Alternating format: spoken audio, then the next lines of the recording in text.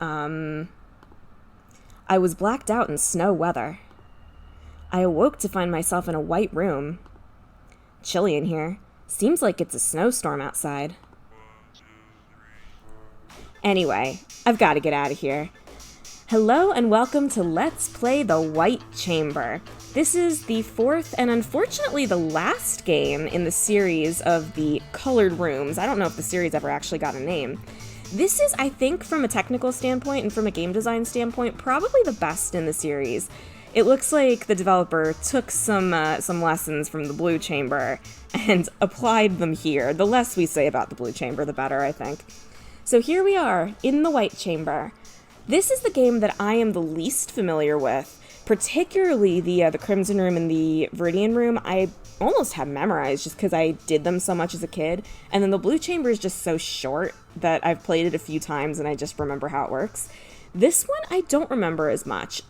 I've really just been like blazing through the last ones, and I probably will with this one as well, because once you know what to do and when you're not like piecing all the puzzles together for the first time, it does move pretty quickly. But this is the one that I don't know the best. I found this again very late, not like a while after it came out, because I played the Blue Chamber and I was so disappointed and I figured it was just done, so I like didn't go looking for any sequels. And eventually I found this with a friend and that's how I played it. So let's just get started here. Any light might be very useful. That's your first hint. We are looking for a light source. Let's look in here. We get some tiny blocky things. And the Viridian Room sound effects are back. But this game is not spooky at all. We get a remote control here. We're going to need that later. Well, we need everything later. We've got a sport motorcycle from Yamaha. It's, in fact, the YZF-R1 from Yamaha. No security parts installed. Is this a racing machine? There's a bunch of stuff to look at here, so let's just get started, shall we? Nothing to do here. Although, if you click on the handlebar, let's remember that for later. Right now, it doesn't do anything. Let's see. I don't think this... Yeah, there we go. This can be hard to see, but luckily the sound effect plays for us. So this right here is a computer chip. And you may have noticed that the items actually light up when you mouse over them, which is nice. Let's see. I think we got to go around a little bit. We've got a front tire is firmly locked. There's no keyhole of any sort. And indeed, there is no keyhole of any sort. But there is a key over here. Not that we can use it just yet. We can put it into the ignition. Oh, it's not for that, I guess. Oh, that's right. That's not that key. That's the key for the little glove box back here. I think? No, wrong key. All right, we'll come back to it later. How do I get out of here? Okay, there we go. We've got a tough steel door. This is going to be our way out of here. And there is a little shelf up here that you can examine, which you might not think to, but if you look really closely, you can actually see that there's a little key here. I think that's what I was thinking of. See, I like that. You still have to look around. You still have to be very observant, but it is actually possible to find things just using your eyes. That'll unlock that, and we get this wrench, which we will need for later. And I believe that's also the ignition key as well, which, to be fair, doesn't do anything for us right now. Here's the table. Let's look at the manual. We've got this, which is pretty self-explanatory. This, which you would think would be important, but really isn't. And then this actually is kind of important. But what we really need is this page. This is half of the Morse code alphabet. I remember hating this puzzle as a kid. It's really not as bad as I was making it out to be. This is also important. That's a clue that we're going to need. Don't forget to look under the table, where we can get this thing, and then also, you can take the hook. That box will be important later. Strange box on the wall. Oh, this poster's fun. First of all, it has a red chip on it. It's in a random spot, but you can always find it. I think this was a real... Well, I guess I don't know if this was a real t-shirt that ever sold, but there was a real website for these games. What does this say? Have you escaped something trying to escape or just started. A mystery. Wear this t-shirt and show your love to escaping. 7,500 Japanese yen, which the exchange rate's not great now and was probably even was different back then, but that's about $75. So I really hope this wasn't a real t-shirt. Anyway, we got keyword. Huh? I've never even got... This is irrelevant, by the way. I don't know what that was supposed to be. Maybe that did something in the original version, because remember, these are reconstructed versions of this game. How do we go up? Here we go. That's where the key goes. All right, we'll come back to that later, though. So, look up at the ceiling. Is there nothing up here? Okay, apparently there's nothing up there. That scared me a little bit. So this never opens. That guy over here, that was the developer. I don't know for sure, but I think that was changed. I seem to remember that being a little bit more of a seizure hazard back in the day with like flashing lights and noises and stuff. I think they toned that down, but again, I could be wrong about that. Okay, we're still missing something. I think we need to go on a ceiling because we like need to use this thing to reach for something.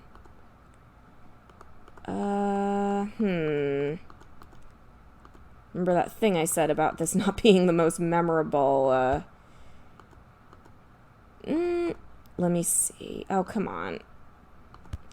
I know it's here somewhere. There we go. A sheet of strange paper is on the ceiling, but it's too far to grab it. That's where this comes in. Now we've got it. It is the second piece of this memo here, which is the Morse code alphabet, which I'm going to take a picture of so I can refer back to it later. And by later, I mean now. So this is the part of the game, I honestly can't remember what we did. I don't know if my friend figured it out or if we had to look this up. But this is the part of the game that is just kind of a leap of faith. I'm not totally sure how people figured this out. So this is easy enough to figure out. Dots and dashes, that's pretty clear. This is Morse code. What it doesn't tell you is that you're supposed to spell out the word open.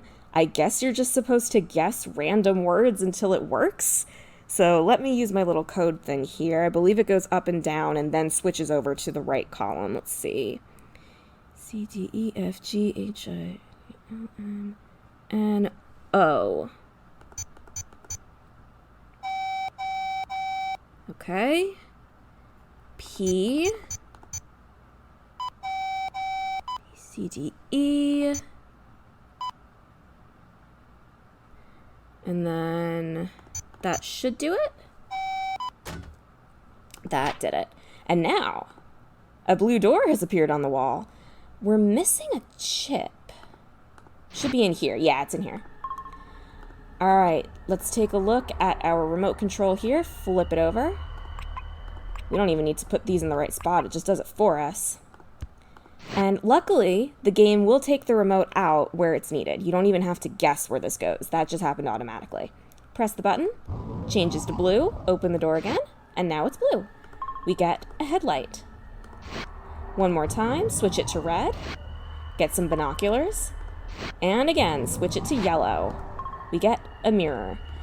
This is kind of a cool puzzle. It's also kind of a cop-out puzzle because it just lets you get a bunch of things from the same area, but it is kind of cool.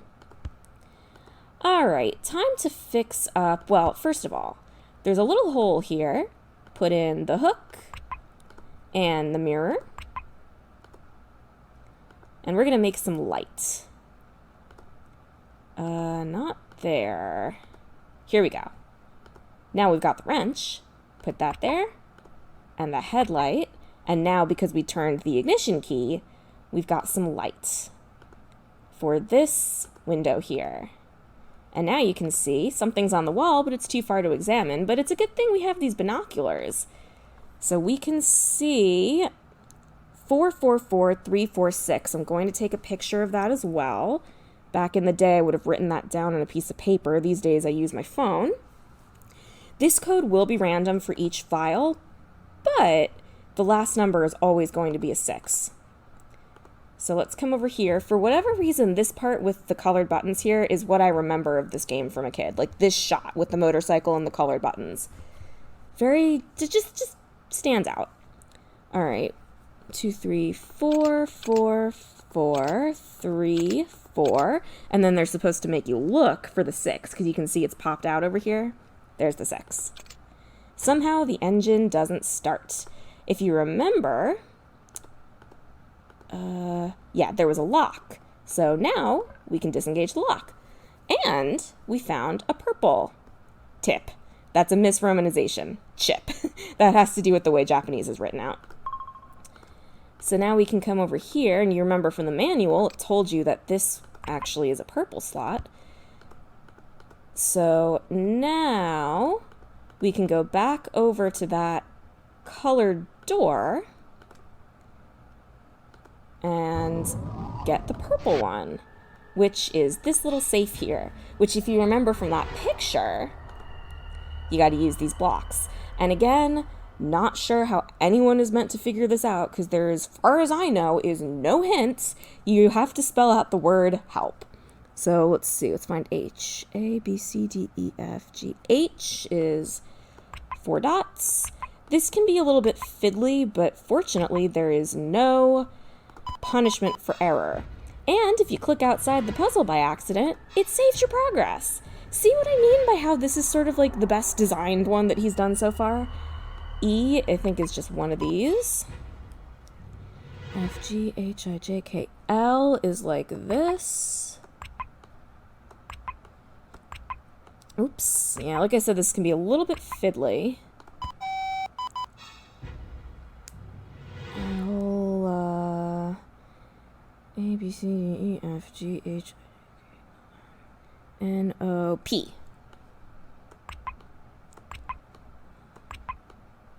There we go. And press the button. That gives us a gold key. We have everything we need now. Let's get out of here. You ready?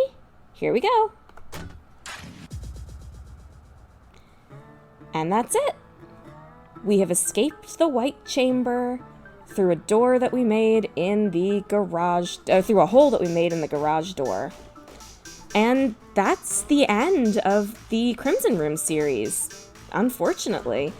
I don't think I noticed it as a kid because I was too hung up on the Morse code puzzle, but this was definitely like a well-designed, well-put-together puzzle game. And it really is a shame that this was the last one, that he didn't continue to take those lessons that he learned in game design and keep going with it. But for better or for worse, this is what we have. And that was a very, very influential series of Flash games from the early 2000s. Just a little piece of history. Now that this mini-series is over, I am going to start working on my next big, major series. I'm not totally sure what I'm going to do yet. I have some ideas, but obviously I gotta make sure it all actually works. So I'm not going to say see you in whatever game comes next. I'm scared of giving hints now because it might not work out. That's the second time that's happened, I think. So thank you very much for watching this Let's Play of the White Chamber. And hopefully I'll see you in the next video for whatever comes next. Bye-bye!